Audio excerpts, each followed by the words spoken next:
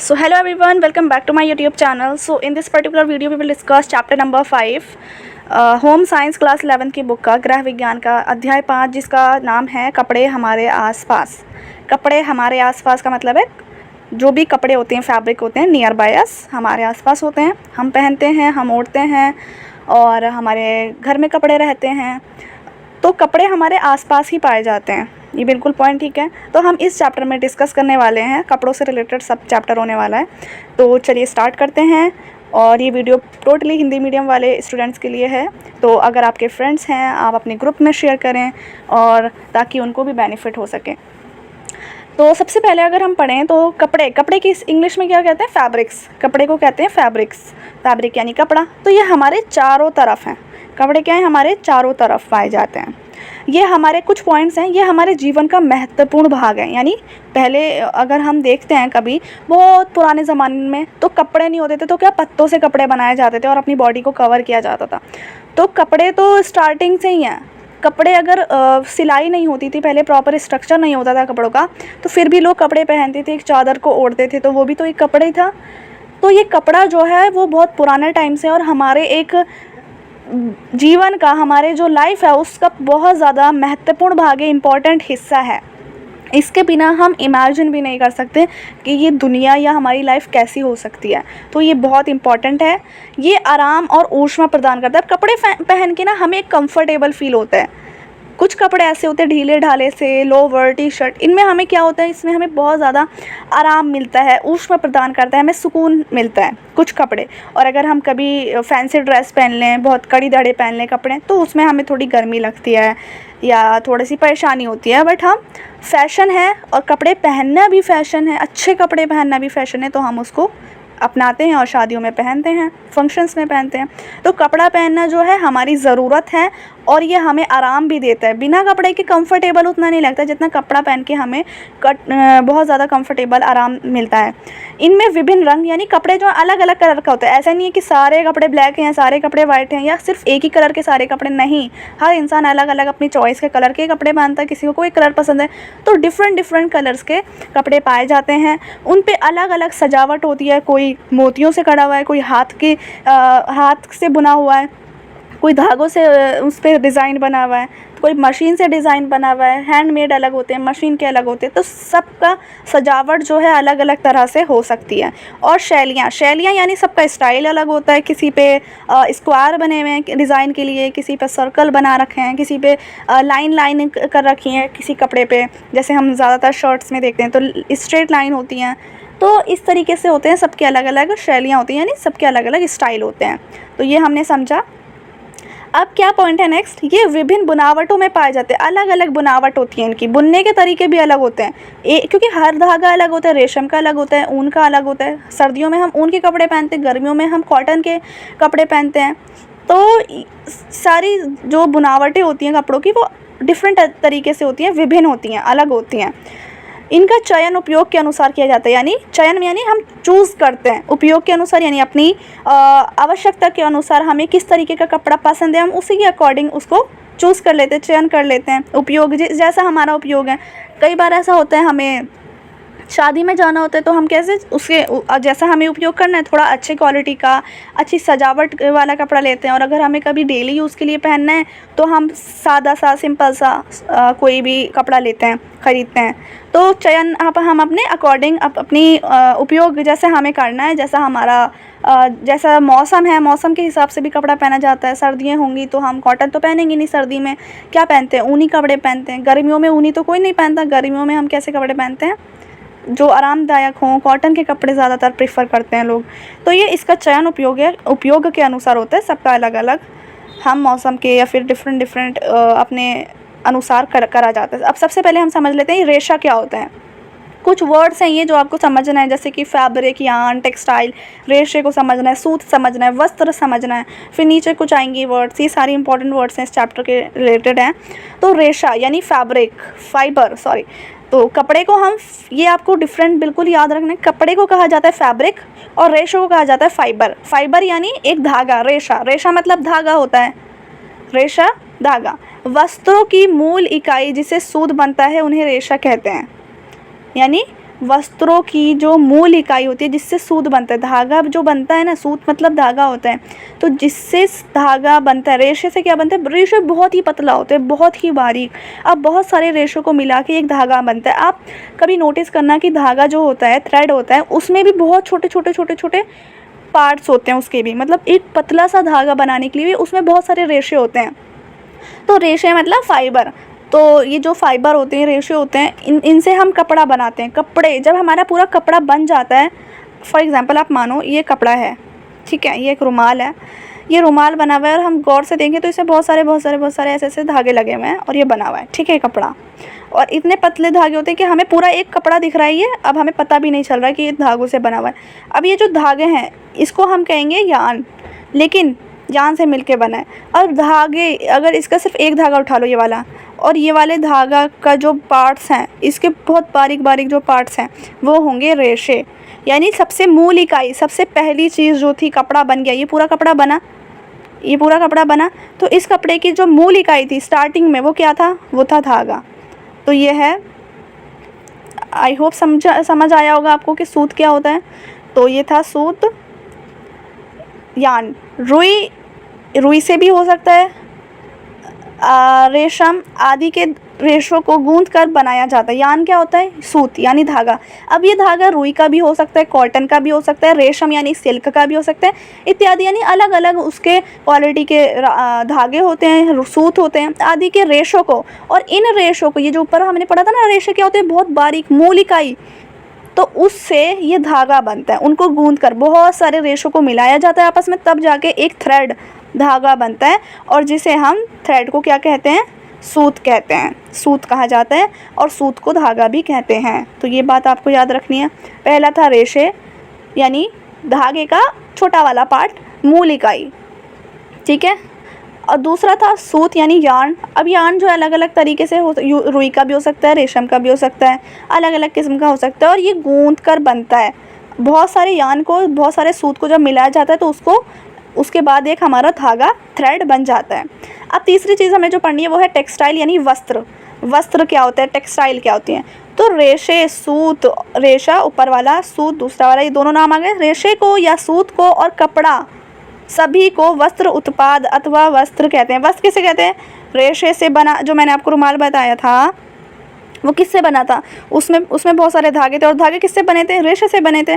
तो ये रेशा, एक कपड़ा जब बना, ये जो वस्त्र बना, उसमें रेशे भी होते हैं, उसमें सूत भी होते हैं, और कपड़ा जो होता है उस सभी को, इन सभी को मिला के, रेशे को, सूत को और कपड़े को, इन सभी को मिला के क्या बनता है, वस्त्र उत्पाद बनता है, या फिर वस्त्र उसको कहा जाता है। तो ये हमारा हो गया वस्त्र। अब हम समझते हैं वस्त्र परिष्करण किसे कहते हैं, जिसका मतलब है टेक्सटाइल फिनिशिंग। फिनिशिंग से ही समझ आ रहा है फिनिशिंग क्या होती है। फिनिशिंग यानी कोई भी गर्ल्स जब मेकअप करती है उसके बाद क्या करती है, टचअप करती हैं। इसी तरीके से जब कपड़ा बन जाता है उसके बाद क्या होता है, उसको फाइनल करने के लिए, कभी भी हम किसी भी कपड़े को, किसी भी चीज़ को फाइनलाइज करते हैं तब उसकी फिनिशिंग की जाती है। तो वस्त्र हिंदी में कहा जाता है वस्त्र परिष्करण। तो एक बार तैयार होने के बाद, जब पूरी तरीके से एक बार कपड़ा तैयार हो गया, कपड़े को कई बार संसाधित किया जाता है, इसे वस्त्र की गुणवत्ता बढ़ जाती है। यानी जब हम उसको संसाधित कर देते हैं तो उसकी क्वालिटी बढ़ जाती है। कभी भी हम आप समझ सकते हैं, अगर हम कोई भी चीज़ ड्राइंग बना रहे हैं, हमने पूरी ड्राइंग तैयार कर ली, अब जहाँ जहाँ से थोड़ा थोड़ा सा कलर निकला हुआ है उसको हम इरेज करते हैं ताकि वो उसकी क्वालिटी बढ़ जाए। यानी जो जो उसमें कमियाँ होंगी, छोटी छोटी कमियाँ रह जाती हैं लास्ट में, तो हम उसको सही कर देते हैं, हम ब्लैक मार्कर बॉर्डर पे कर देते हैं। तो ये सारी हम लास्ट में करते हैं, ये सारी चीज़ें, ताकि उसकी क्वालिटी इन्हेंस हो जाए, वो बढ़ जाए, वो बहुत अच्छा लगे। तो उसकी गुणवत्ता बढ़ाने के लिए क्या किया जाता है, कपड़े की वस्त्र परिष्करण किया जाता है। और ये कब होता है, जब एक बार वस्त्र तैयार हो जाता है। तो आपको बस यही लिखना है, वस्त्र परिष्करण क्या होता है, एक बार जब कपड़ा तैयार हो जाता है तो उसकी गुणवत्ता बढ़ाने के लिए वस्त्र पे जो भी चीज़ें करी जाती है, जो उसको संसाधित किया जाता है, उसको वस्त्र परिष्करण कहा जाता है। और वस्त्र टिकाऊ, उससे क्या होता है, वस्त्र टिकाऊ बन जाते हैं, यानी जल्दी ख़राब नहीं होगा, जल्दी फटेगा नहीं, ज़्यादा टाइम तक यूज़ हो सकता है। तो उसकी वो क्या हो जाता है वस्त्र परिष्करण से, कि वस्त्र टिकाऊ बन जाता है। जैसे हम मेकअप का एग्जांपल ले लेते हैं, जब भी कोई भी गर्ल्स मेकअप करते हैं तो उनके मेकअप करने के बाद जब फिनिशिंग दी जाती है तो उन पे एक स्प्रे छिड़का जाता है। अब वो स्प्रे क्यों छिड़का जाता है, ताकि वो जो उन्होंने मेकअप किया है वो टिकाऊ बन जाए। जल्दी से निकल ना जाए या जल्दी से ख़राब ना हो जाए, काफ़ी लॉन्ग टाइम तक वो फेस पर रहे। तो इसी तरीके से समझ सकते हैं टेक्सटाइल फिनिशिंग क्या है, वस्त्र उससे टिकाऊ बन जाता है टेक्सटाइल फिनिशिंग से, इसे वस्त्र परिष्करण कहा जाता है। आई होप समझ आया होगा, इजी भी है। नेक्स्ट है रेशे के गुण। अब रेशे के क्या गुण हैं? रेशा क्या था? सबसे पहले तो रेशा क्या था? ये वाला फाइबर था, फाइबर को रेशा कहता है ना, जैसे जिससे धागे में अलग अलग रेशे होते हैं, बहुत सारे रेशों से मिलके एक धागा बनता है। तो रेशे के क्या क्या गुण होते हैं, उसकी क्या क्वालिटी खासियत होती है, उसको समझते हैं। कपड़े के गुणों को निर्धारित करता है, यानी कपड़े का जो गुण है, कपड़े की क्या क्वालिटी है, जिस तरीके का रेशा होगा, अगर रेशा कॉटन का है तो कपड़ा कॉटन का होगा, अगर जो रेशा है वही उसका जो बेसिक है, सबसे मेन फर्स्ट चीज़ जो है, मूल जो है उसका, वो जिस क्वालिटी का होगा उसी क्वालिटी का कपड़ा बनेगा। तो कपड़े के गुणों को ये निर्धारित करता है। पहला पॉइंट क्या है? कताई योग्य होना चाहिए, यानी कताई योग्य होना चाहिए रेशा, सबसे फर्स्ट इसका गुण ये है। ये रेशे और सूत और कपड़े में बदलने की सबसे अनिवार्य विशेषता है, यानी ये रेशे को जब रेशे को हम सूत में बदलते हैं, रेशे का जब हम सूत बनाते हैं, सूत क्या था? रेशे के बाद मैंने आपको सूत पढ़ाया था, क्या था? यार्न। सूत मीन्स यार्न। जब हम धागा बनाते हैं तो ये रेशे से जब सूत बनता है, रेशे से जब यार्न बनता है, धागा बनता है, और कपड़े में जब उसको परिवर्तित किया जाता है, तो ये सबसे ज़्यादा इम्पॉर्टेंट होता है कि ये कताई योग्य होना चाहिए, कि रेशे से हम कताई कर सकें ईज़िली। रेशा किफ़ायती होना चाहिए। अब किफ़ायती का मतलब क्या होता है? जिसको हम कह सकते हैं कि मुनासिब हो, सही रेट में हो, मतलब इतना महंगा ना हो। तो रेशा किफ़ायती होना चाहिए, सही रेट में होना चाहिए, जो हमें सही प्राइस में मिल जाए, कम प्राइस हो। वस्त्र रेशों का वर्गीकरण। अब हम क्लासिफिकेशन समझेंगे टेक्सटाइल फैब्रिक का, टेक्सटाइल फाइबर्स का। तो वस्त्र रेशों का वर्गीकरण, फैब्रिक मतलब कपड़ा, फाइबर मतलब रेशा, ठीक है, डिफरेंस है ये। तो वस्त्र रेशों का वर्गीकरण, क्लासिफिकेशन ऑफ टेक्सटाइल फाइबर्स। पहला है हमारा प्राकृतिक रेशे। रेशे कितने प्रकार के होते हैं? 2 प्रकार के। एक तो प्राकृतिक जो कि नेचुरल फाइबर होते हैं, दूसरे होते हैं मानव निर्मित जो मैन मेड फाइबर होते हैं। इसका मैन मेड फाइबर का दूसरा नाम है मैन्युफैक्चर्ड, जिसको मैन्युफैक्चर्ड को हिंदी में हम क्या कहेंगे? विनिर्मित रेशे, विनिर्मित रेशे। तो आप दोनों में से एक नाम याद कर सकते हैं, जो मुझे इजी लगता है वो है प्राकृतिक रेशे नेचुरल फाइबर, और मैन मेड फाइबर यानी मानव निर्मित। जो एक तो प्राकृतिक हो गए, जो प्रकृति ने हमें दिए हैं, जो हमें नेचुरली मिले हैं। अब हम इसको समझेंगे वो कैसे मिल सकते हैं नेचुरली। मानव निर्मित जो इंसान बनाता है खुद से, मशीनें बनाती हैं, तो ये मानव निर्मित मैन मेड होते हैं। अब सबसे पहले समझते हैं प्राकृतिक निर्मित क्या होता है। प्राकृतिक निर्मित, तो ये कौन से रेशे होते हैं? ये वो रेशे जो प्राकृतिक रूप से वनस्पतियों या जंतुओं से प्राप्त होते हैं। वनस्पति यानी पेड़ पौधों से, जंतुओं यानी जानवरों से, इंसेक्ट से। जैसे हमें सिल्क कहाँ से प्राप्त होता है? सिल्कवॉर्म से। सिल्कवॉर्म से हमें सिल्क मिलता है। ऐसे ही हमें वूल कहाँ से मिलता है? शीप से। तो ये जो जानवर हैं, जंतु हैं, इनसे हमें प्राप्त होते हैं बहुत सारे प्रकार के रेशे। और वनस्पति से भी मिलते हैं हमें, कई पेड़ पौधे ऐसे होते हैं जो हमें रेशा देते हैं। तो ये प्रकृति वाले हो गए जो हमें जंतुओं से या फिर वनस्पति से मिलते हैं। ये आपको 2 वर्ड याद रखने, वनस्पति और जंतुओं से प्राप्त होने वाले रेशे प्राकृतिक रेशे होते हैं। अब इसमें पहला आ जाता है सेल्यूलोजिक फाइबर, यानी सेल्यूलोसिक रेशे। सेल्यूलोसिक रेशे कौन से होते हैं? पेड़ पौधों में सेल्यूलोसिक होता है। पेड़ पौधों में क्या होता है? सेल्यूलोसिक, जिसके कारण पेड़ पौधों से प्राप्त होने वाले रेशे को वनस्पतिक या सेल्यूलोसिक रेशे कहा जाता है। तो जो भी सेल्यूलोसिक में आपको ये बात याद रखनी है कि जो भी रेशा हमें पेड़ पौधों से प्राप्त होता है, वनस्पति से प्राप्त होता है, उसको हम सेल्यूलोसिक फाइबर कहते हैं या फिर वनस्पति रेशा कहते हैं, ठीक है। जैसे कि अब हम कुछ एग्जाम्पल समझ लेते हैं। बीज तथा फलों के रेशे, बीज से या फलों से जो भी रेशा वो सूती होता है। सूती रेशा हमें बीज से या फलों से मिलता है। सीड एंड फ्रूट से। बास्ट रेशे, बास्ट रेशे हमें लीलन, बास्ट रेशे जो होते हैं वो हमें लीलन और जूट के होते हैं। लीफ रेशे जो होते हैं, लीफ से जो मिलते हैं वो होते हैं अनानास, सीसल के। नट हस्क रेशे होते हैं वो होते हैं नारियल से। तो ये रेशे हैं जो हमें कहाँ कहाँ से मिलते हैं वो इसके सामने लिखा हुआ है। अब नेक्स्ट है हमारा प्रोटीन या फिर जातव रेशे, यानी जातव या प्रोटीन रेशे वो प्रोटीन से या एनिमल फाइबर। पहला वाला हमने सेल्यूलोसिक पढ़ा जो कि हमें पेड़ पौधों से मिलते हैं। अब हम वो पढ़ेंगे जो हमें जानवरों से मिलते हैं। वो रेशे जो जीवों से प्राप्त होते हैं वो जांतव रेशे कहलाते हैं, जो हमें जीवों से मिलते हैं। जीवों यानी जानवरों से मिलते हैं। इसके दो एग्जाम्पल लिख सकते हैं, एनिमल हेयर फाइबर यानी रेशम, जंतु स्राव रेशे, और जंतु रोम रेशे यानी एनिमल सेक्रेशन फाइबर, ये ऊन या फर। तो रेशम मैंने आपको बताया था, रेशम यानी सिल्क। रेशम किससे मिलता है? सिल्क वॉर्म से। ऊन किससे मिलता है या फर? शीप से। तो ये एनिमल वाले हो गए। अब एक रेशे आते हैं, ये आ सकता है एग्जाम में कि रेशे क्या होता है और रेशों के प्रकार बताओ, तो आपको ये सब एक्सप्लेन करना होगा। काफ़ी इजी लैंग्वेज में समझा रही हूँ, आप अपनी लैंग्वेज में भी वहाँ पर आके लिखेंगे तो आपको फुल मार्क्स मिलेंगे। खनिज रेशे, मिनरल फाइबर क्या होता है? तो ऐसे रेशे जो प्राकृतिक खनिजों से प्राप्त होते हैं, खनिज रेशे यानी खनिजों से प्राप्त होने वाले, मिनरल से प्राप्त होते हैं, जिनमें खनिज लवण पाए जाते हैं, खनिज रेशे कहलाते हैं। यानी उसमें जो खनिज से बनने वाले, मिनरल से बनने वाले रेशे हैं उनको खनिज रेशे कहा जाता है। फोर्थ है प्राकृतिक रबड़। अब रबड़ जो होती है, नेचुरल रबड़, प्राकृतिक रबड़ पेड़ों और लताओं के रस से बनती है, या लैक्टिस यानी रबड़ शीर से बनता है। इसे भारतीय रबड़ भी कहते हैं क्योंकि ये सिर्फ भारत में ही पाई जाती है। तो ये रबड़ जो है ये प्राकृतिक कैसे बनती है? लैटेक्स एक है रबड़ शीर जिसको हिंदी में कहते हैं, उससे बनता है। और ये किससे? पेड़ों से या लताओं के जो रस होते हैं ना, उनसे बनते हैं, और इनको हम भारतीय रबड़ भी कहते हैं, इंडियन रबड़।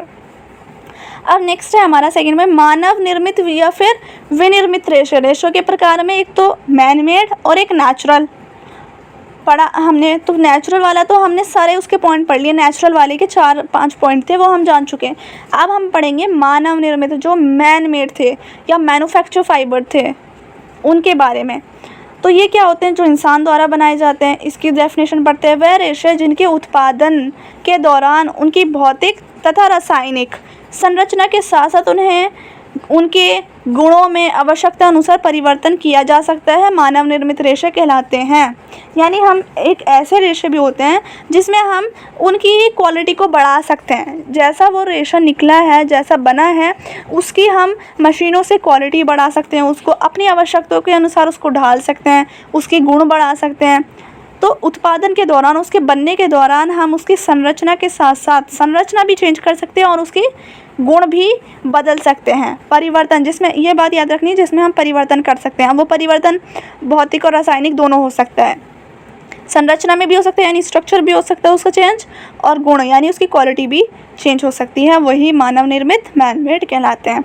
अब इसके कुछ एग्जाम्पल, फर्स्ट है परिवर्तित सेल्यूलोसिक रेशे, रीजनरेटेड सेल्यूलोज फाइबर।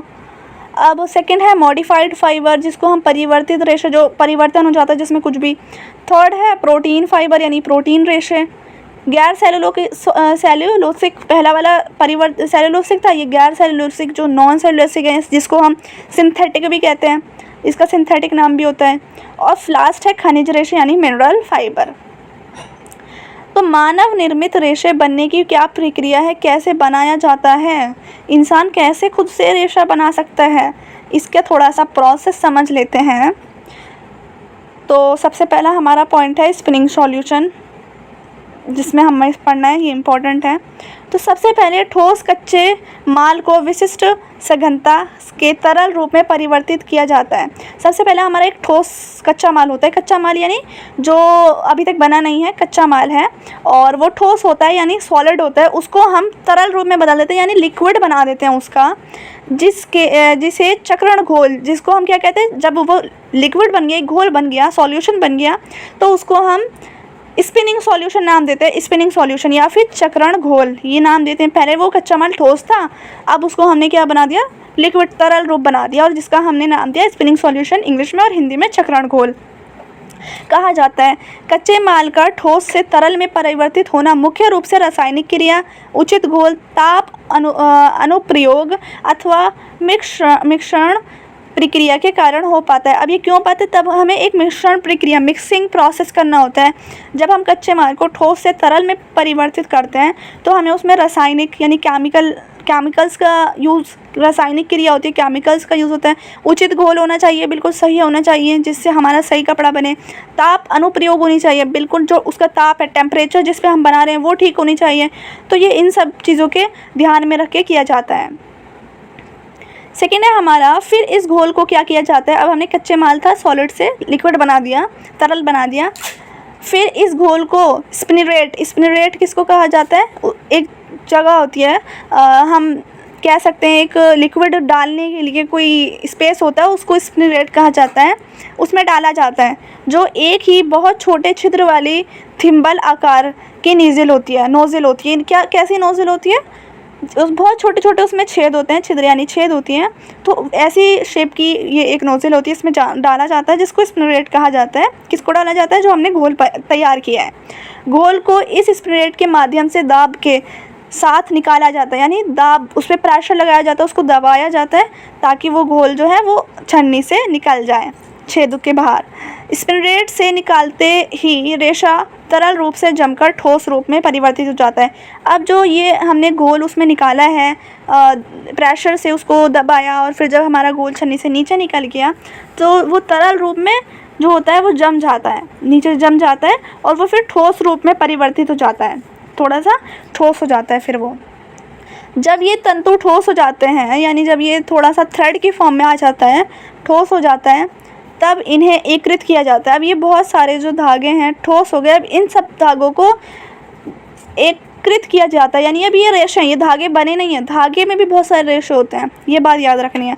तो इन सबको हम क्या करते हैं, इकट्ठा करते हैं एक साथ और इनको एकत्रित किया जाता है और अधिक सूक्ष्मता यानी बहुत ध्यान से, फाइननेस के साथ, ओरिएंटेशन, अभिविन्यास जिसको कहते हैं, तो सूक्ष्मता के साथ बहुत ध्यान से हमें क्या करना होता है, उसको अभिविन्यास के लिए ताना जाता है। फिर उसको हम तानते हैं, फिर इन्हें आवश्यकता के अनुसार विशेषताओं में सुधार के लिए पुनर्संसाधित किया जाता है। अब इसको दोबारा से हम संसाधित करेंगे ताकि इसमें जो है फाइननेस आ जाए, इसकी जो सूक्ष्मता है वो बढ़ जाए।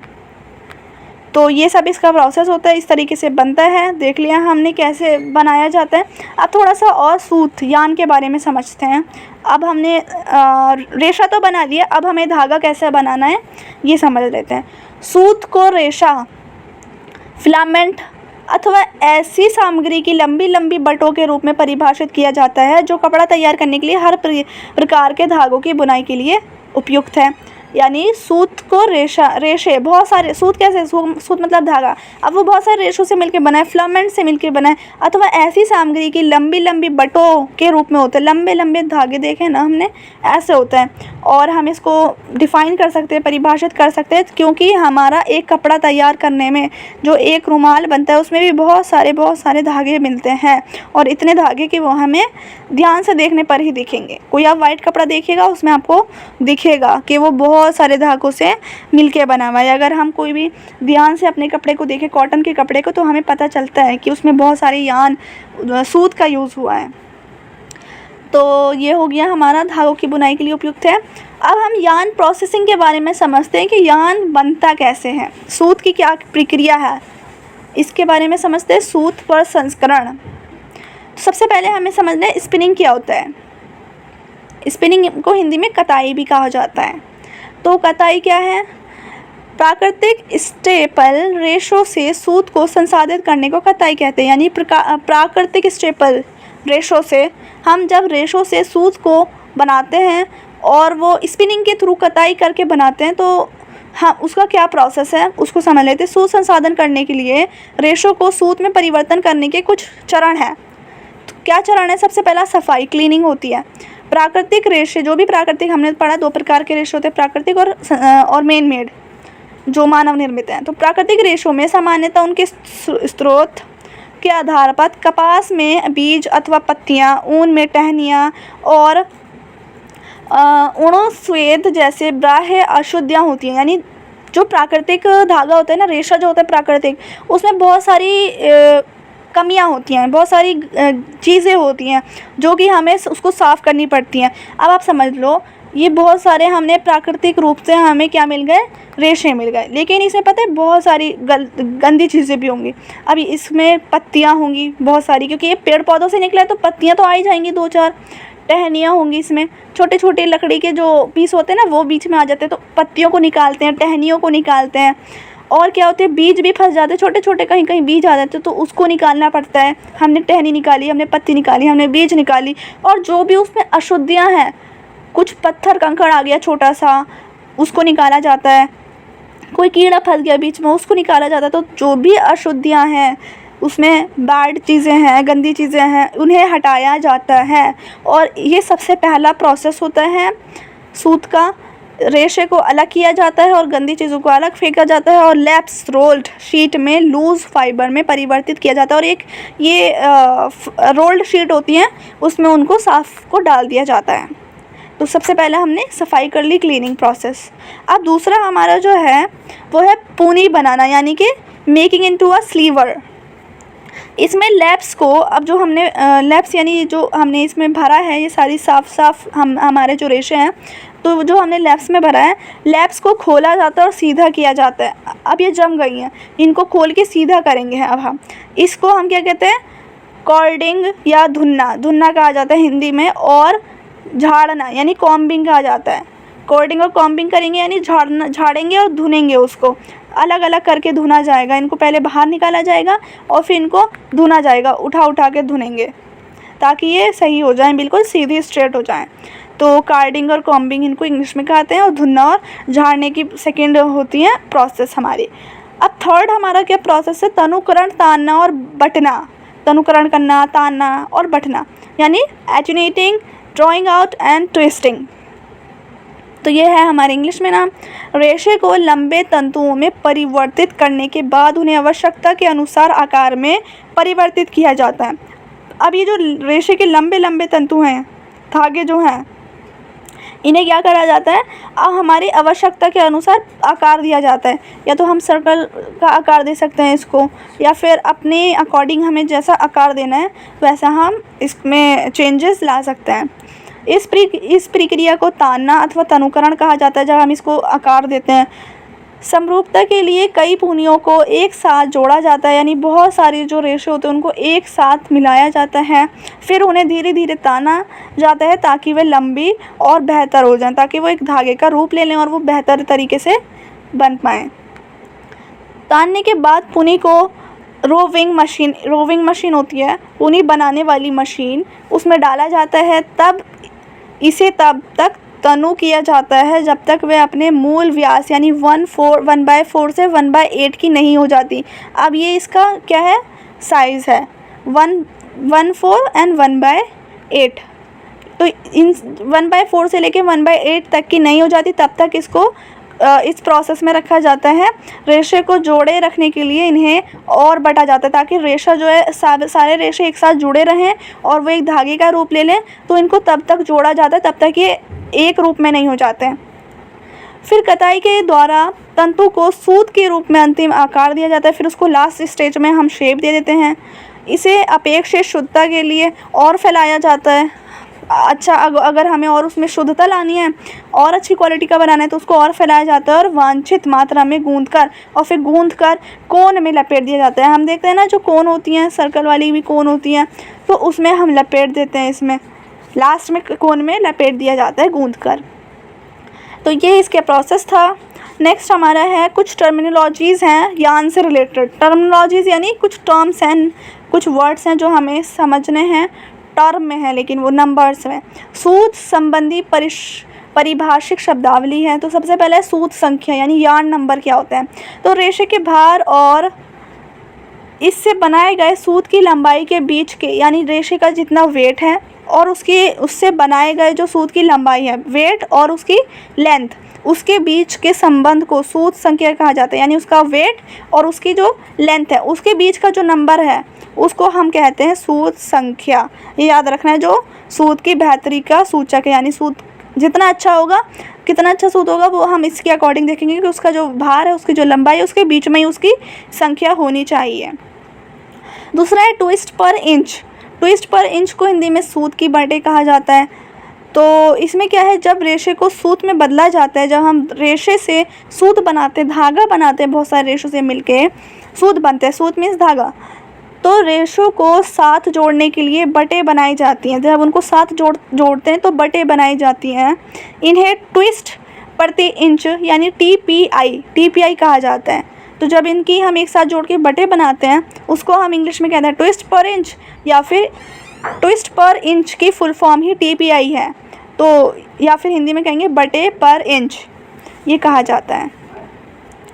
ठीक है। थर्ड है सूत और धागा। सूत और धागा एक ही बात है। सूत और धागा मूल्यतः समान होते हैं। क्या होते हैं? समान होते हैं, सेम ही है सूत और धागा।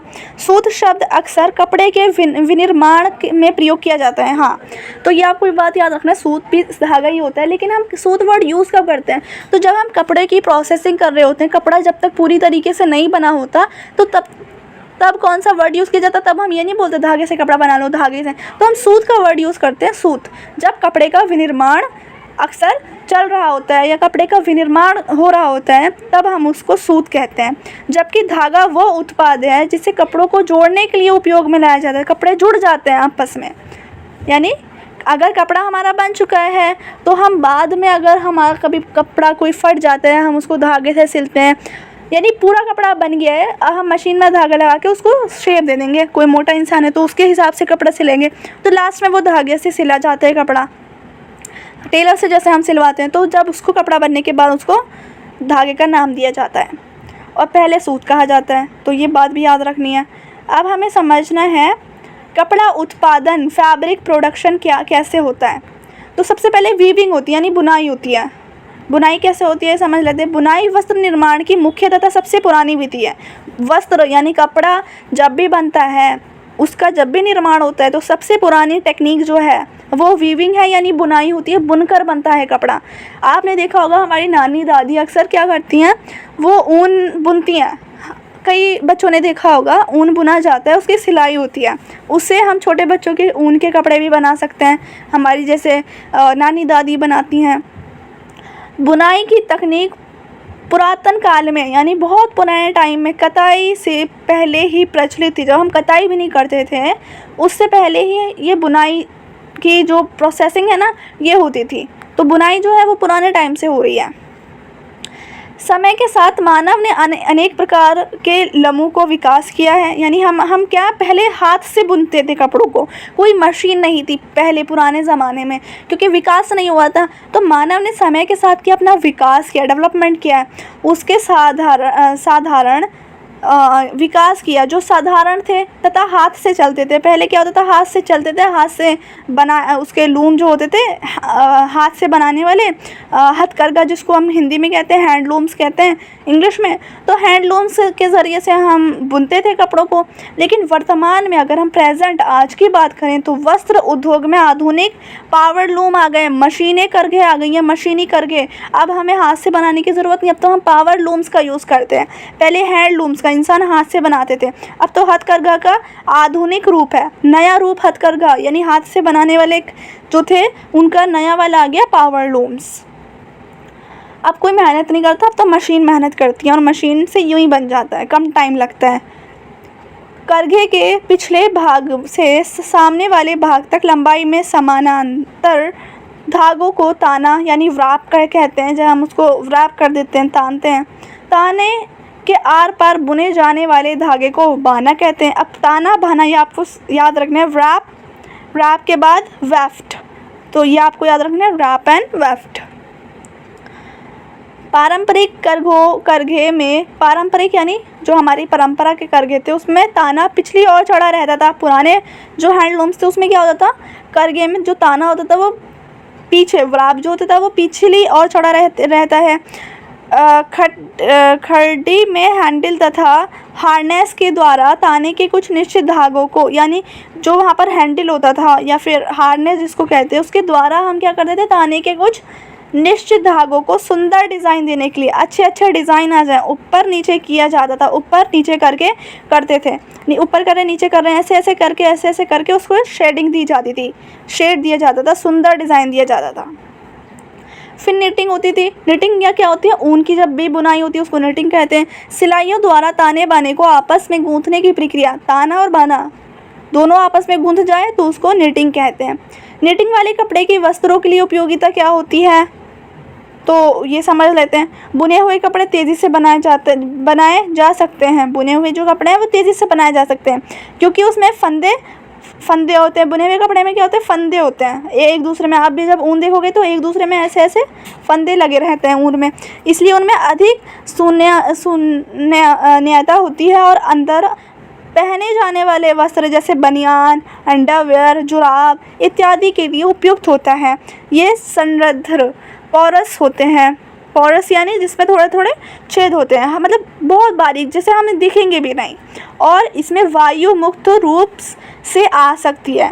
मुक्त रूप से यानी इसमें थोड़ी सी हमारी जो एयर है वो पास होती रहती है कि हम एकदम फंस ना जाए या हमें एकदम गर्मी ना लगे और थोड़ा हमें कंफर्टेबल फील हो, इसलिए इसमें थोड़ी सी हवा जाती रहती है। और इतने छोटे छेद होते हैं कि हमें दिखते नहीं है, बट उसमें वायु चली जाती है। तथा इसमें आराम से घुमा फिरा जा सकता है, बहुत आराम से घुमा फिरा जा सकता है इसमें। कारण ये खेल के दौरान पहने जाने वाले वस्त्रों के लिए सर्वाधिक उपयुक्त है। जो हम खेल के दौरान पहनते हैं ना कपड़े, जो भी स्पोर्ट्स में जाते हैं, तो उसमें ये काफ़ी ज़्यादा वस्त्रों के लिए बहुत उपयुक्त होता है। अब लास्ट में होती है गूंथना, है जिसको हम ब्रेडिंग कहते हैं, गूंथ देते हैं, ब्रेडिंग करना। तो ब्रेडिंग एक प्रक्रिया है, प्रोसेस। इसके द्वारा उत्पादित कपड़े अर्थात गूंधे हुए कपड़ों को 3 या उससे अधिक सूतों में गूंथ कर बनाया जाता है। यानी कि 3 पार्ट करेंगे या फिर उससे ज़्यादा कर लेंगे। सूत के पार्ट, बहुत सारे सूत हैं, उसके हमने 1 2 3 या 3 से ज़्यादा पार्ट कर लिए और फिर उसको अलग अलग गूंथ कर बनाया जाता है। सभी सूत एक स्थान से आरंभ होते हैं, यानी एक ही जगह से स्टार्ट होंगे तथा ग्रथित से पूर्व समांतर होते हैं। इसी कारण से ये जो हार्ड वर्ड होते हैं, आपको इनको देख के घबराना नहीं होता। आप अगर ये हार्ड वर्ड नहीं भी लिख के आएंगे एग्ज़ाम में, अपनी लैंग्वेज में सही आंसर लिख के आएंगे, मतलब उसका सही निकल रहा होगा, तो आपको मार्क्स अच्छे मिल जाएंगे। तो बच्चे घबरा जाते हैं हार्ड वर्ड देख के, ऐसा घबराना नहीं है आपको। इसी कारण से इन्हें सतह विकर्ण रूपी प्रतीत होती है। जूतों के फीते, जैसे कि जूते में फीते लगे होते हैं ना, रस्सियाँ होती हैं, ये बनाई जाती हैं। ब्रेडिंग यानी अलग अलग ऐसे करके रस्सी बनाई जाती है ना, ऐसे गूंद के। तारों के लिए रोधन और झालर, जैसे झालर जो होते हैं ना, बेलें लगी रहती है सूटों में, झालर जैसी वस्तुएं ब्रेडिंग की विधि द्वारा बनाई जाती है। तो ब्रेडिंग की विधि से क्या क्या बनाया जाता है, ये गूंदने की प्रक्रिया है। 3 या 3 पार्ट से ज़्यादा करके उसको गूंदा जाता है और फिर उससे जैसे हम झालर बना सकते हैं, लेस वगैरह, जूतों के फीते, रस्सियाँ, तारों के लिए रोधन, ये सब बनाते हैं। अब हम बात करते हैं लेस की बात बाद में करेंगे, पहले जाल की बात कर लेते हैं। नेट के बहुत सारे दुपट्टे आते हैं, नेट की चीज़ें आती हैं, नेट के लहंगे आते हैं। तो नेट क्या है, खुले जालीदार कपड़े होते हैं। नेट एक ऐसा कपड़ा होता है जिसमें जाली होती है, छोटी छोटी ऐसे इसमें पूरे में जाली रहती है।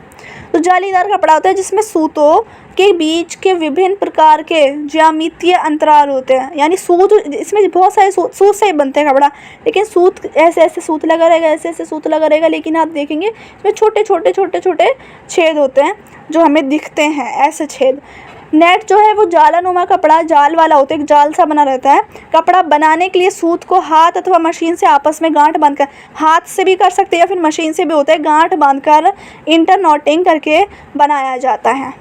अब हम लेस की बात करते हैं। लेस क्या होता है, लेस विविध कार्य वाला कपड़ा है। लेस आप सभी जानते हैं, लड़कियों के सूटों में लगते हैं, नीचे की तरफ लगते हैं, बॉर्डर में लेस लगाई जाती हैं, दुपट्टों में लेस लगाए जाते हैं।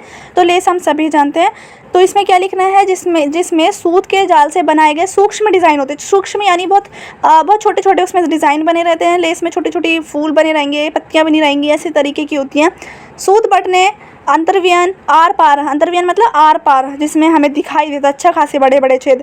बुनाई और गांठ बांधने की प्रक्रिया, बहुत मोटी बुनाई होती है और इसको हम क्या कहते हैं, लेसेस कहते हैं। घर में और उद्योगों में इस विधि द्वारा लेसेदार कपड़े बनाए जाते हैं, जैसे कि क्रोशियाँ, शटल आदि से घर में बनाए जाते हैं। इस विधि घर में भी बनाते हैं कोई लोग। इस विधि द्वारा पर्दे में लेस लगती है। मेज़ पोश में, जिस हमारे टेबल होती है खाने की, उसके ऊपर जो भी कपड़ा लगा रहता है वाइट कलर का, कई बार वाइट होता है, तो वो मेज़ पोश होता है। चादरों में लेस हो सकती हैं, कॉर्नर्स में, उसके लिए सुंदर लेस युक्त कपड़े बनाए जाते हैं। पहनने के कपड़े पर किनारियों जब हम सूट पहनते हैं उस पर किनारियों पर लगाने के लिए लेस बनाई जाती है। चोटी की तरह गूंथी लेस को ब्रेड्स यानी ब्रेड लेस कहते हैं। जो चोटी की तरह गूंदी हुई होती है ना, जैसे लड़कियों की चोटी होती है, उसकी तरह गूंदी हुई जो होती है लेस, उसको ब्रेड्स लेस कहते हैं। ब्रेड यानी चोटी और उससे लेस होती है। अब हम टेक्सटाइल फिनिशिंग की बात करते हैं तो वस्त्र परिष्करण ये हमने पढ़ा था। जैसे लास्ट में फिनिशिंग देते हैं, सजाते हैं उसको। वस्त्र जब बन जाता है उसकी प्रक्रिया के बाद वस्त्र को बाहरी रूप में परिवर्तन चेंजेस लाने के लिए उसको अंतिम प्रक्रियाओं में जब उसकी सजावट की जाती है, उसको परिसज्जा की जाती है, उसको फिनिश किया जाता है, उसको हम कहते हैं वस्त्र में जब फिनिशिंग होती है, टेक्सटाइल फिनिशिंग। ग्रे वस्त्र, ग्रे क्लॉथ क्या होता है? कताई बुनने की प्रक्रिया के बाद जो कपड़ा तैयार हो जाता है वो गंदा व मैला, खुरदुरा तथा बेजान सा लगता है। जब बुनाई कताई हो जाती है उसके बाद जो कपड़ा गंदा सा हो जाता है एकदम। अच्छा, एक वाइट कलर का कपड़ा, लेकिन जो बनते उसका कलर चेंज हो गया, उसका कलर वॉयलेट सा हो गया है, मैला सा गंदा कलर हो गया, खुरदुरा हो गया वो कपड़ा और बेजान लग रहा है, बिल्कुल उसमें जान है ही नहीं, अच्छा नहीं दिख रहा है। उसमें रुएँ व गांठें भी दिखाई देती हैं, कई बार उसमें गांठे से रुएँ से आ जाते हैं। हमने देखे हैं सब में कपड़े जब पुराने हो जाते हैं रुएँ। इस प्रकार के कपड़ों को ग्रे वस्त्र कहा जाता है। तो ये सारे वस्त्र जो भी मैंने क्वालिटी बताई बैड क्वालिटी इस कपड़े की, उनको ग्रे वस्त्र कहते हैं। अब इंपॉर्टेंस टेक्सटाइल फिनिशिंग की क्या है, जल्दी जल्दी कर लेते हैं, थोड़ा सा और बचा हुआ है कुछ पॉइंट। वस्त्र को आकर्षक बनाना, वस्त्र को परिसज्जा का क्या महत्व है? क्योंकि वस्त्र को आकर्षक बनाना, वस्त्र को बहुत इन्हेंस कर देना उसकी क्वालिटी, कि वो आकर्षक लगे, दूर से देखने में बहुत अच्छा लगे। लेस लगा के उस पर नग लगा के, उसको सजा के, उस पर सितारे लगा के, मोती लगा के, कुछ भी लगा के हम उसको आकर्षक बना सकते हैं। वस्त्र की उपयोगिता बढ़ाना, कि उसको ज़्यादा से ज़्यादा लोग खरीदेंगे, जितना अच्छा कपड़ा लगेगा उतना अच्छा लोग ज़्यादा से ज़्यादा उसको खरीद कर उपयोग करेंगे, उसको उपयोगिता बढ़ जाएगी। वस्त्र में भिन्नता लाना, यानी अलग अलग तरह के वस्त्र हो जाएंगे, वरना एक तरह की सजावट करेंगे तो कोई होती है पेंटिंग हुई है, किसी पे मोती लगे हुए हैं, किसी पे सितारे लगे हुए हैं, किसी पे धागों से कढ़ाई हुई है। तो अलग अलग तरह के कपड़े की क्वालिटी बढ़ाना और वस्त्र को अधिक टिकाऊ बनाना, टिकाऊ भी अच्छे बन जाते हैं, काफ़ी टाइम तक, लॉन्ग टाइम तक चलेंगे, और मिलते जुलते वस्त्र बनाना। ये कुछ क्वालिटी थी, इंपॉर्टेंट्स थे इसके। क्यों हम टेक्सटाइल फिनिशिंग करते हैं। टेक्सटाइल फिनिशिंग एक इंपॉर्टेंट टॉपिक, इसके टाइप्स भी पढ़ लेते हैं, क्या क्या प्रकार हैं। तो पहला प्रकार होता है बेसिक फिनिश, मूल परिसज्जाएं। तो ये बेसिक वाली क्या होती हैं? बेसिक वाली में कुछ परिसज्जा ऐसी होती है जो सभी वस्त्रों पर करनी ज़रूरी होती है, मतलब सभी पर करनी है, अनिवार्य होती हैं, तो वो होती है मूल परिसज्जाएं। ऐसी परिसज्जाओं को बेसिक फिनिश कहते हैं। विभिन्न प्रकार की मूल परिसज्जाओं में दो भागों में इसको वर्गीकृत कहते हैं। सबसे पहले क्या, कपड़ों में रूप रंग में परिवर्तित, यानी उसको रूप रंग दे दो, उसकी बनावट में परिवर्तन लाना, उसको बुनावट, उसकी जो बुनावट है उसमें चेंज लाना। अब पहला जो है रंग में परिवर्तन, वो हम कैसे क्लीन करके और सतह को चिकना करके, कि सरफेस जो है खुरदुरा ना लगे, थोड़ा सा सॉफ्ट अच्छा हो जाए, लोग ज़्यादा खरीदे। रगड़ कर साफ़ करना, यानी रगड़ कर जो साफ़ ऐसा हो रहा है, स्कोरिंग कहते हैं। विरेचन, लास्ट में ब्लीचिंग हो जाती है, ब्लीच करके वो बहुत ज़्यादा बेस्ट कपड़ा हो जाता है जिसको लोग ज़्यादा खरीदेंगे। कपड़े की बनावट में परिवर्तन, बनावट कैसे चेंज हो जाए, कड़ापन लगा के, जैसे कलफ लगा देते हैं ना कपड़ों में, कई आपने कुर्ते देखे होंगे, उसमें कलफ लगा देते, तो कड़ापन ला देंगे तो वो बिल्कुल न्यू लगेगा। और टेंटरिंग करके ये सारी प्रोसेस हैं, 3 प्रोसेस थी। अब नेक्स्ट है हमारा विशिष्ट परिसज्जाएं। पहले हमने देखी बेसिक वाली, अब हम देखते हैं स्पेशल वाली। स्पेशल कौन सी फिनिश होती है? ऐसी परिसज्जाएं जिसे किसी विशेष उद्देश्य से वस्त्र की उपयोगिता बढ़ाने के लिए, यानी हमारा एक मोटिव है कि गर्ल्स के लिए बन रहा है तो इसको पार्टी वेयर बनाने के लिए कुछ उस पर सजावट करें, ऐसी सजावट, तो ये होती है हमारी विशिष्ट वाली, स्पेशल। अब इसमें क्या क्या आ जाती हैं विशिष्ट परिसज्जाएं में? जल वाली आ जाती हैं, मॉथ वाली आ जाती हैं, सैनफोराइजेशन वाली आ जाती हैं, सैनफोराइजेशन, और आ जाती हैं मर्सराइजिंग। ये सारी प्रोसेसिंग है जिससे हम क्या करते हैं, अपनी स्पेशल तरह की, विशेष तरह की सजावट कर सकते हैं। वस्त्रों की रंगाई और छपाई, उसमें रंग दिया जाता है, उनमें छपाई करी जाती है। छपाई करके हम अलग अलग तरह के डिज़ाइन बनाए जा सकते हैं। रंग करने के लिए हम उसको अलग अलग तरह के क्या करते हैं, रंग चढ़ाते हैं, अलग अलग रंगों में चढ़ाया जाता है, कोई हरा, कोई नीला, कोई पीला, अलग अलग तरह के रंगों में चढ़ाया जाता है। छपाई करने के लिए उस पर डिज़ाइन बनाए जाते हैं, कुछ छापा जाता है, फूल पत्तियाँ छापी जाती हैं, और भी अलग अलग तरह की वस्त्र रंगाई की अलग अलग विधियाँ होती हैं। कैसे रंगाई दी जाती है? सबसे पहले साधारण रंगाई, क्रॉस रंगाई, यानी क्रॉस रंगाई में ऐसा होता है कि इसमें वाइट, इसमें ब्लैक, इसमें वाइट, इसमें ब्लैक, ये 2 कलर लेके 3 कलर लेके ऐसे करके क्रॉस रंगाई होती है। बंधेज रंगाई होती है, बाटिक रंगाई होती है। बाटिक यानी कोई भी एक, ये ले लो स्टैम्प, और स्टैम्प के नीचे कुछ फूल पत्तियाँ बनी हुई हैं और उसको छाप दो इस कपड़े पर, यहाँ छाप दो, यहाँ छाप दो, यहाँ छाप दो, तो सब जगह वो छप जाएगा। ये है बाटिक। ब्लॉक छपाई भी इसी तरीके की होती है कि ब्लॉक होता है, एक ब्लॉक होता है, उसके नीचे कुछ छपा हुआ है, वो पूरे कपड़े पे वो छाप दो, ब्लॉक बना दो। और ये होती है स्क्रीन छपाई, स्क्रीन से ही छपाई हो जाती है। मशीन की छपाई होती है, मशीन में कोई हमने डिज़ाइन छापा और कपड़ा डाला और वो मशीन वाला जो डिज़ाइन है उस पर छप जाता है। और एक होती है स्टेंसिल छपाई। कुछ महत्वपूर्ण रेशे होते हैं। अब हमें कुछ रेशों के बारे में, जैसे कि कॉटन के बारे में जानना है, उसके कुछ पॉइंट के बारे में जान लेते हैं। तो कॉटन के क्या क्या पॉइंट हैं, ये सबसे पहले मैं आपको दिखा देती हूँ। ये है कॉटन का पौधा, ये सारी कॉटन आ रही है इस पर गोल गोल से वाइट कलर की, कॉटन का पौधा है। तो कॉटन के क्या क्या पॉइंट आ जाते हैं। कॉटन को हिंदी में कपास कहते हैं। कपास एक प्राकृतिक सेलुलोसिक तंतु है, यानी प्रकृति से मिलता है, हमें पेड़ पौधों से मिलता है कॉटन। कपास के रेशे जो हैं वो छोटे होते हैं, 1 सेंटीमीटर से 6 सेंटीमीटर, 1 to 6, 1 से 6 सेंटीमीटर के होते हैं। कपास के तंतुओं में प्राकृतिक चमक नहीं होती इसमें, जैसे सिल्क में होती है ना शाइनी शाइनी सा, तो शाइनी नहीं होता ये बिल्कुल, क्योंकि हमने सबने कॉटन देखी है, कॉटन थोड़ी शाइनिंग देती है। कपास के रेशे ताप के सुचालक होते हैं, टेम्परेचर। कपास के रेशे सफ़ेद मटमैले रंग के होते हैं, यानी कि वाइट तो होते हैं लेकिन थोड़ा सा मटमैला रंग होता है, थोड़ा से दबा हुआ सफ़ेद, जिसको हम हाफ वाइट कहते हैं। कपास के तंतु में लचीलेपन का अभाव होता है। जैसे सिल्क जो है, सिल्क का कपड़ा हम कहीं भी डालेंगे इधर को गिर जाएगा, उधर गिर जाएगा। कपास जहाँ रखेंगे वहीं रहेगा, कॉटन इधर उधर नहीं होगा।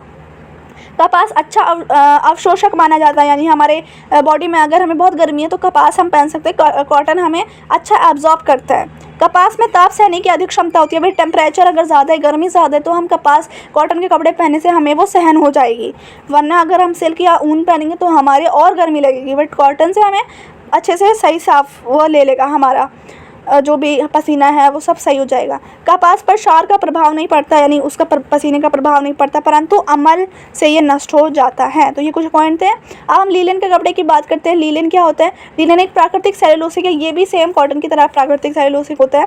लीलन को बहुत से गुण कपास जैसे ही होते हैं, यानी कई गुण लीलन जो है कपास जैसा ही है, लेकिन लीलन का कपड़ा थोड़ा सा ऐसा होता है, सॉफ्ट होता है, कुछ ज़्यादा ही, मतलब गिरने वाला होता है। जैसे सिल्क गिर जाता है ना, ऐसी लीलन छूने में बहुत अच्छा लगता है, मुलायम लगता है। लीलन का रेशा कपास के रेशे की अपेक्षा लंबा और सूक्ष्म होता है, यानी कपास का रेशा जितना लंबा होता है उससे अधिक लंबा लीलन का रेशा होता है, और सूक्ष्म बहुत बारीक होता है कपास से। इसलिए इससे बना सूत जो होता है कपास के सूत की अपेक्षा अधिक मजबूत और चमकीला होता है। लीलन का कपड़ा जो है कॉटन के कपड़े से ज़्यादा चमकीला भी होता है और अधिक मजबूत भी होता है। आप सबको कभी ना कभी ट्राई करना चाहिए, लीलन का कपड़ा बहुत अच्छा होता है।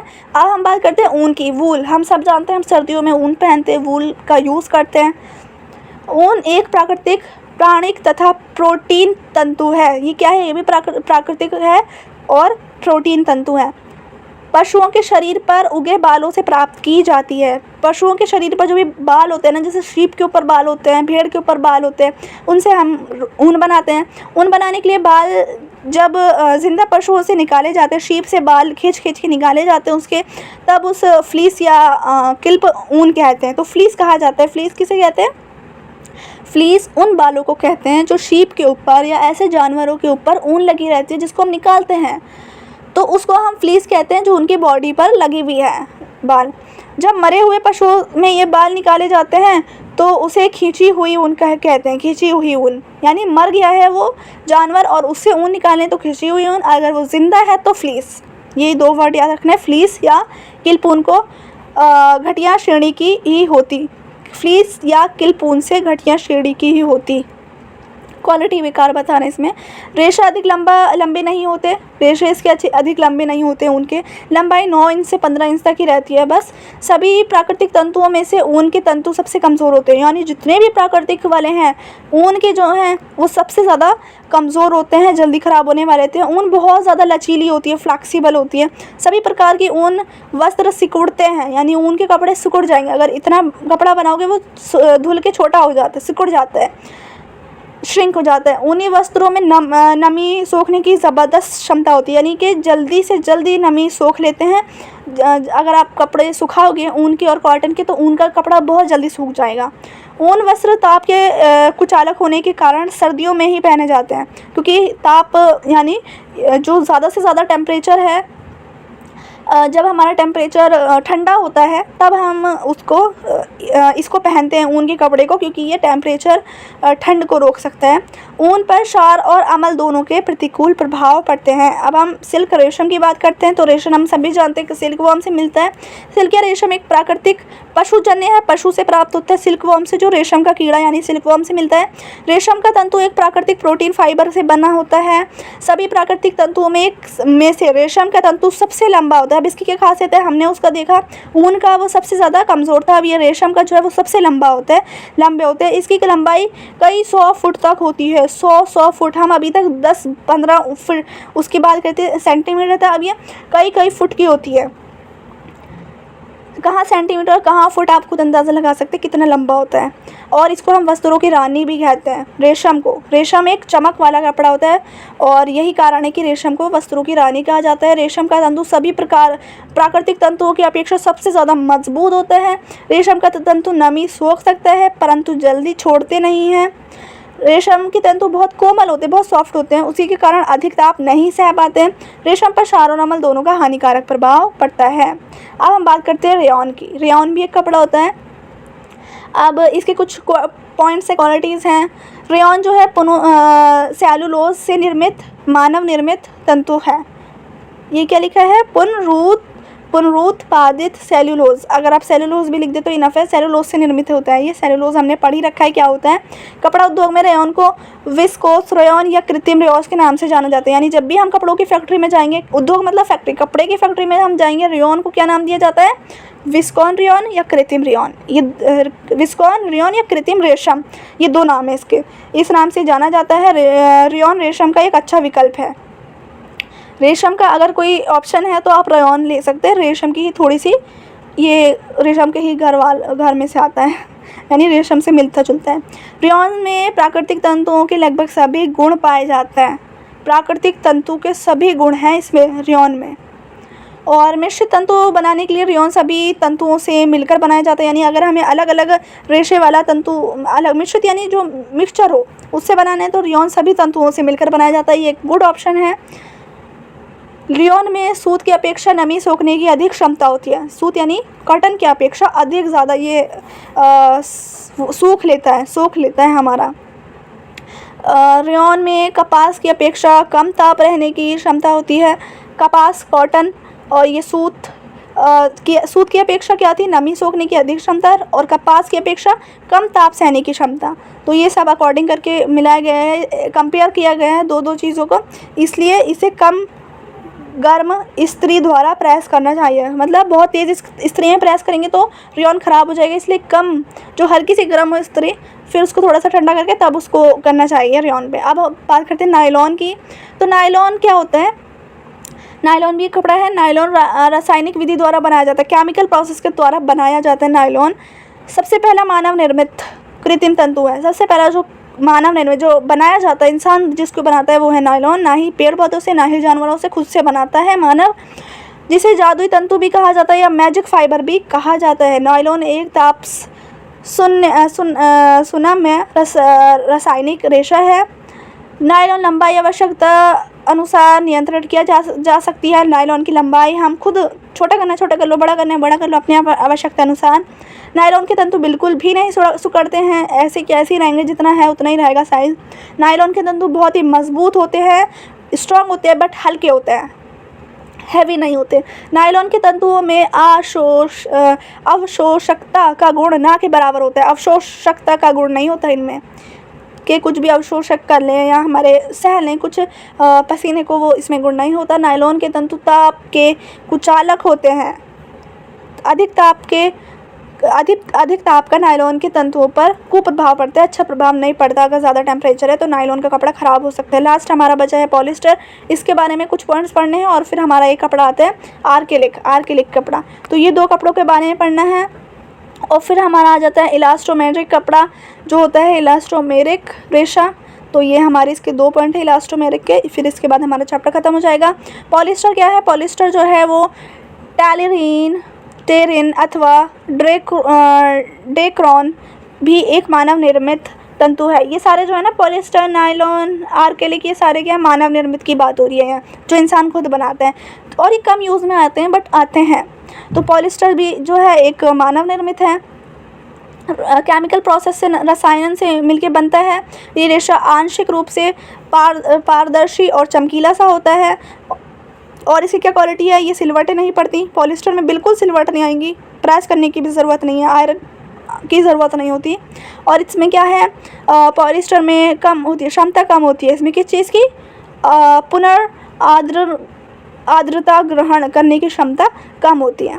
सामान्यतः रूप से रायन, कपास, ऊन में कुछ हद तक बने हुए रेशम के साथ मिलाकर इस रेशे का अधिक प्रयोग किया जाता है। यानी अगर हमें रेयन में, कपास में, ऊन में और कुछ हद तक बुने हुए जो रेशम है उसके साथ इसको मिला दें तो इसका ज़्यादा हम प्रयोग कर सकते हैं कि इसको सिंगल मिलाएं। आर्केलिक भी एक प्रकार की मानव निर्मित है। मानव निर्मित की बात हो रही है अभी। इस कैशमीनॉल भी कहा जाता है, कैशमीनॉल इसको, आर्केलिक को। ये ऊन की अपेक्षा से सस्ता होता है, यानी ऊन की जैसा होता है बट उसकी अकॉर्डिंग एज़ कम्पेयर टू वूल ये सस्ता होता है, काफ़ी कम पैसों में आ जाता है। एक्रिलिक जो होता है उसको मुख्य रूप से ऊन के स्थान पर प्रयोग किया जाता है, यानी ऊन की जगह पे लोग इसका यूज़ कर लेते हैं क्योंकि ये सस्ता पड़ता है। ये ऊन से मिलता जुलता है। और ये कि कई विशेषज्ञ भी दोनों में अंतर नहीं बता सके, यानी इतना ज़्यादा ऊन लगता है ये आर्केलिक भी कि कंफ्यूज हो जाते हैं लोग कि ये ऊन है या आर्केलिक है। तो विशेषज्ञ, जो बहुत विशेषज्ञ होते हैं, साइंटिस्ट होते हैं, वो भी नहीं इसमें कंपेयर कर सकते कि ये ऊन या आर्केलिक में क्या डिफरेंस हो गया है। अब लास्ट हमारा इलास्टोमेरिक फाइबर आता है। इलास्टोमेरिक रेशा जो होता है उससे बने कपड़े को उसके वास्तविक माप से लगभग 2 गुण तक खींचा जा सकता है, यानी उसका जो रियल माप है, उसका जो रियल साइज़ है उससे लगभग 2 गुण तक खींचा जा सकता है इसको। इलास्टोमेरिक यानी खींचने वाला कपड़ा होता है, बहुत कहते हैं ना इलास्टिक, ऐसा इलास्टिक से समझ लो इलास्टोमेरिक।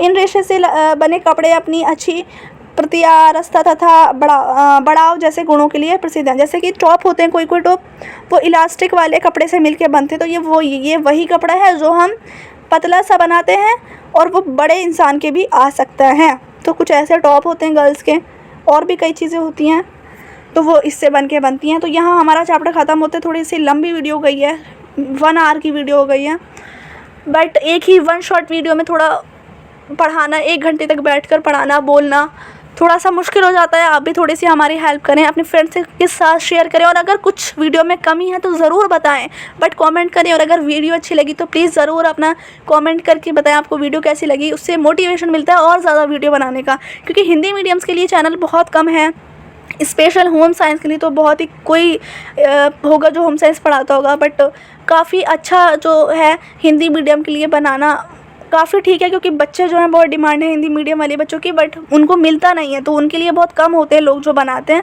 तो अगर हम लोग बना रहे हैं तो आप थोड़ा सा हेल्प करिए, अपने ग्रुप्स में शेयर करिए फ्रेंड्स के साथ, ताकि जितना ज़्यादा इस पर रेस्पॉन्स आए, आपके कॉमेंट्स हैं, आपको अच्छा लगे तो और ज़्यादा मोटिवेशन मिले बनाने का। So thank you so much, take care and bye bye.